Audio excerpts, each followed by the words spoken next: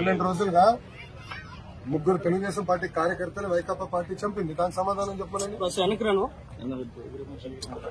Tummapudi మంగళగిరిలోనే minority సోదరుని వైకాపా నాయకుడు చంపాడు.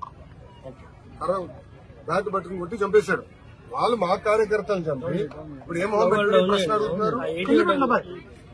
ఈ రోజు కూడా తాడిపత్రులు మా కార్యకర్తను చంపేశారు. చంద్రబాబు నాయుడు గారు ఓర్పు సహనంతో మమ్మల్ని ఉండమన్నారు కనుక ఓర్పు సహనంతో ఉన్నాం. లా అండ్ ఆర్డర్ మెయింటైన్ చేయమన్నారు కనుక మేము ఎక్కడ ఇష్యూ చేయట్లా. మంగళగిరిలో కూడా లా అండ్ ఆర్డర్ ఉండాలి, నేను ఇష్యూ చేయట్లా. చెప్తున్నా, మిమ్మల్ని అడుగుతున్నా, ఎక్కడండి వైకాపా కార్యకర్త ఎవరు దెబ్బ తగిలింది, ఎవరిని చంపాము, ఒక్కడి జోలికి వెళ్ళాం మేము. వాళ్ళు ముగ్గురు మమ్మల్ని చంపి తిప్పి మా పైన ఆరోపణ చేస్తాం. కరెక్ట్ గా రుషికొండ ప్యాలెస్ బహిర్గతమైంది ఏంటి సార్? 500 కోట్లు మొత్తం చూడండి, ఇంకా చాలా ఉందని. ఇంకా ముఖ్యమంత్రి గారు దానిపైన నివేదిక అడిగారు. ఎంత ఖర్చు అయింది, దేనికి ఖర్చు పెట్టారు, మొత్తం డీటెయిల్స్ అడిగారు. ఇంకా రావాల్సిన అవసరం ఉంది.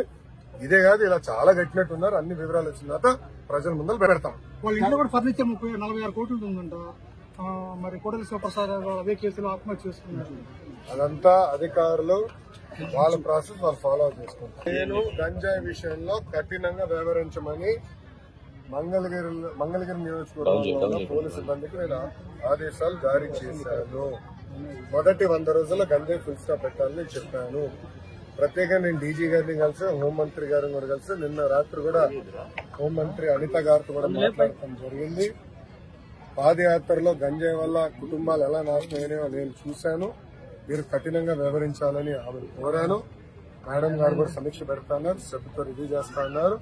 ప్రజలందరూ చూస్తారు కదా, మొదటి 100 రోజులు గంజాయికి ఫుల్ స్టాప్ పెట్టే బాధ్యత తెలుగుదేశం, జనసేన, భారతీయ జనతా పార్టీ ప్రభుత్వం తీసుకుంది. ఆల్రెడీ మీకు కంపట్లేదు. గుడ్, మేము మా పని మేము చేసుకుంటాం. ముందు మీరు చూస్తాం.